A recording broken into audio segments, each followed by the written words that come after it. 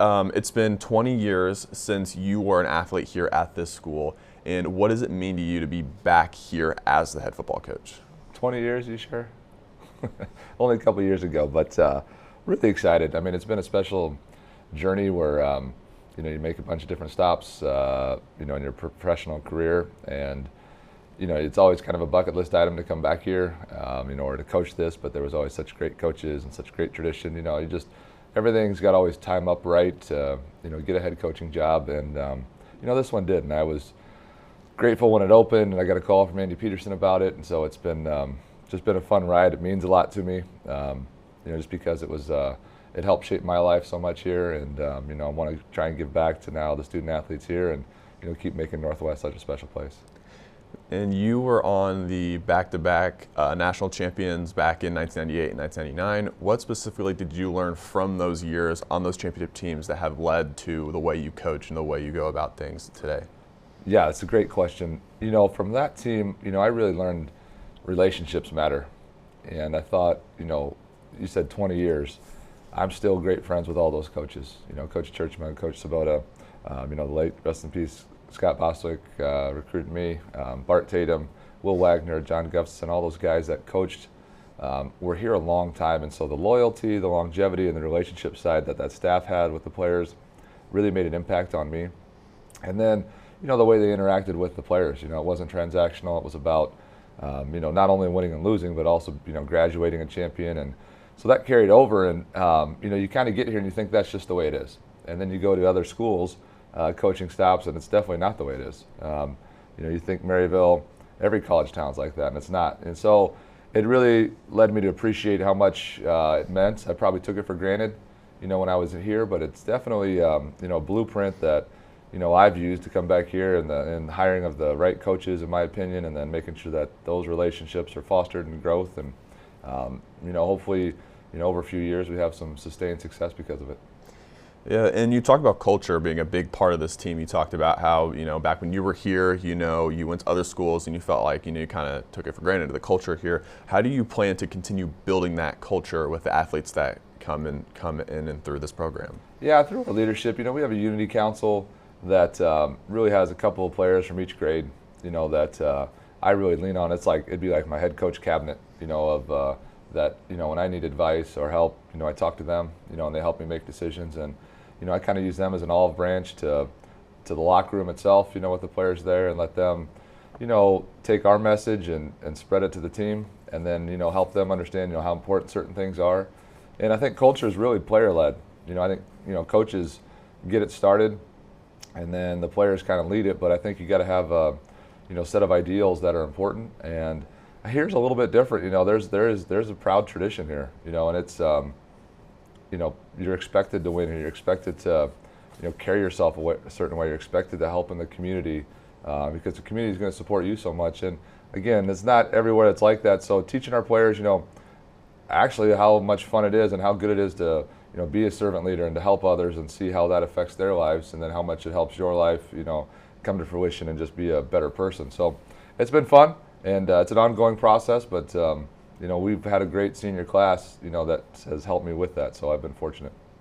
That's amazing. And then building off of that is, how does the phrase "once a Bearcat, always a Bearcat," how does that resonate with you? Obviously, being the football player here and now a head coach, how does that specific phrase? What does that mean to you? Yeah, it meant a lot to me, really, especially as a player.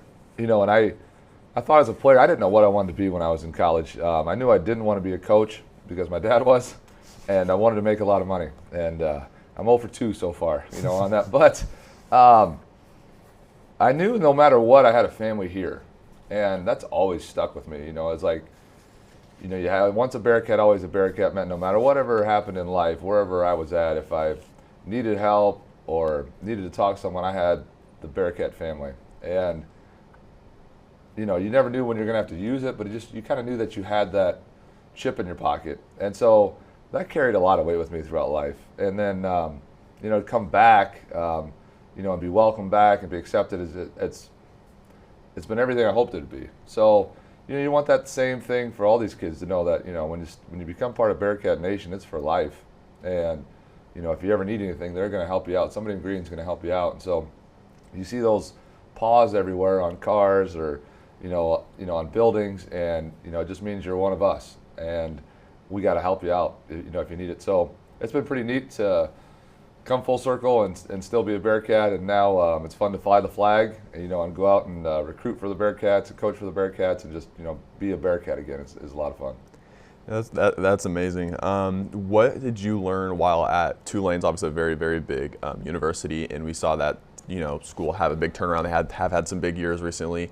What have you learned through that journey that helps you now as being head coach here? Yeah, so that was a fun stop. It was like we got the job, and we went down there, and they were 2-10 the year before, and we took the job and quite didn't understand the gravity of the situation, because we got down there and you're talking to coaches and that I didn't know. They brought in like 10 new coaches, and they're like, man, if we don't get this turned around, we're gonna get fired. And you're like, oh my gosh, I moved my whole family down here, and we're 2-10. And you got to play some of these teams that are really good. And so what the interesting part is Tulane was 2-10, but they had a flood the year before, like a hurricane where everything got flooded, and they moved to Birmingham, Alabama for 2 weeks, and it turned into 8 weeks that this team had to stay in a hotel with their dogs and one set of clothes, and they moved the weight room to a hotel. I mean, so you can imagine what that's like.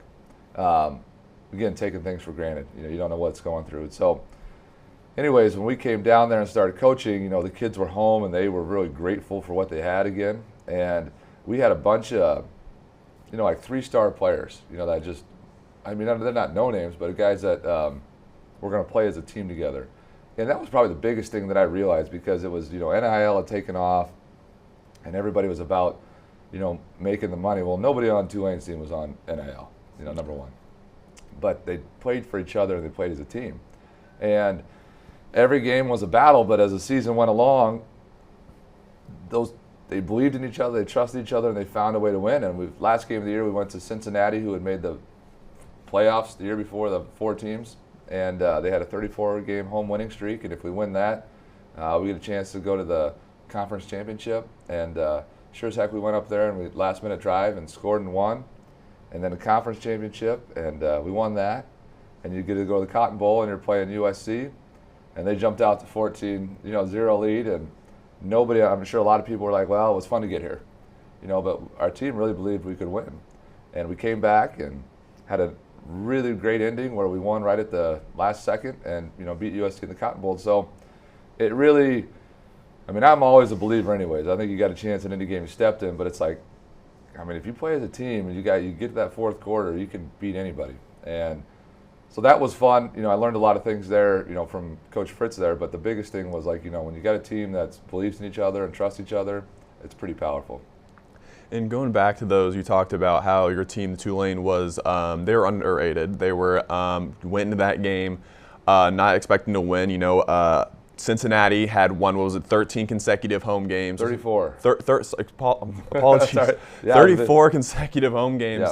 Yeah. And what does it mean as a coach to see your team go out there and execute and go out there and take down a team that people are like, oh, they're not expected to win, but you go out there and you dominate and you win the national the championship? Yeah, no, it's a great question, because early in the season, I don't know, we'd be ranked like 109th, I don't know, whatever, bad, and we beat, like SMU one game, and then we beat Central Florida game, then we beat Houston in overtime, with a third quarterback, and pretty soon the guys start just like, coach isn't making this up.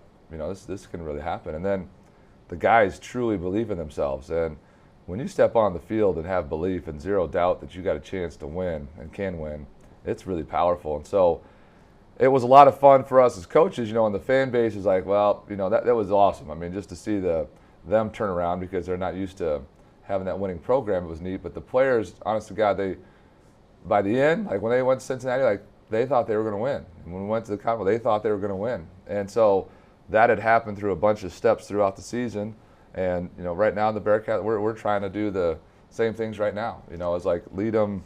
Hey, you can do this. You can do this. You can do this. There might be a setback here and there, but it's like we want to keep trying to keep this trajectory going that way. And what is your vision for the Bearcat football program moving forward?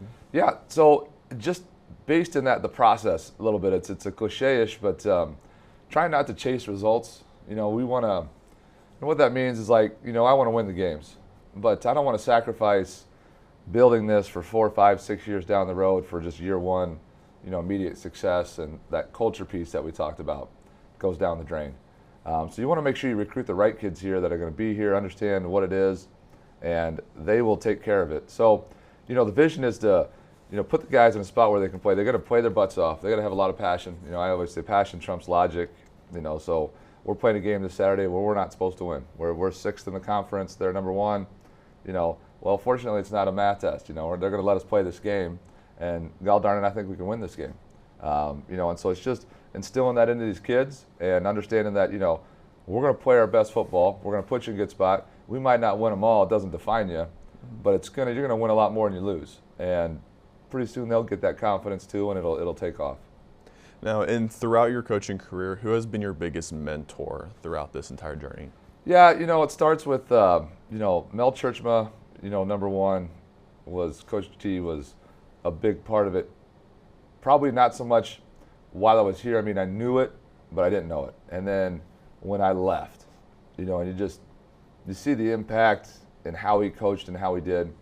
And then the next one I probably spent the most time was with Jim Sabota. Coach Sabota was the offensive coordinator here when I played. And then, you know, he coached at, you know, UCLA and at Montana State. And then most recently he was at Tulane with me. And then he was head coach at Central Missouri for 10 years and hired me there.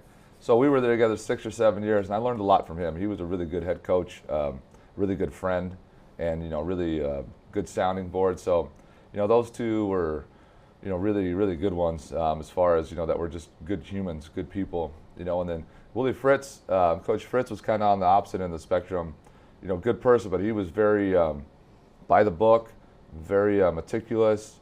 And not that any of the others weren't, but I mean, it was, you were in the office at 5:30 a.m. and you went home at 10:30 p.m.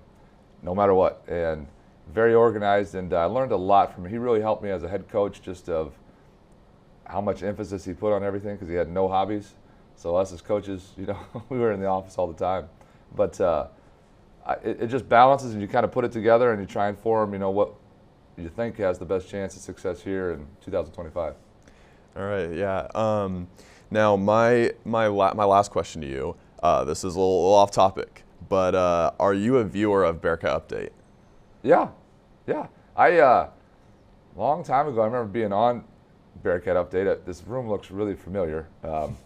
Maybe it hasn't changed since, you know, 2002, but we, I won't say I religiously watch it because we get busy, but I catch the clips. You know, social media helps keep you up to date, you know, on the Twitter and everything. So I've always been a fan. I think it's neat when student-run organization and the amount of work that goes into it. I really appreciate that process and how it goes into it. So I like seeing our athletes on there. I like seeing the other coaches and just seeing how you do. And, you know, it's anything Bearcat, you know, athletics or related, I'm gonna check it out. Well, we really appreciate the support, and thank you so much for joining us today. Yeah.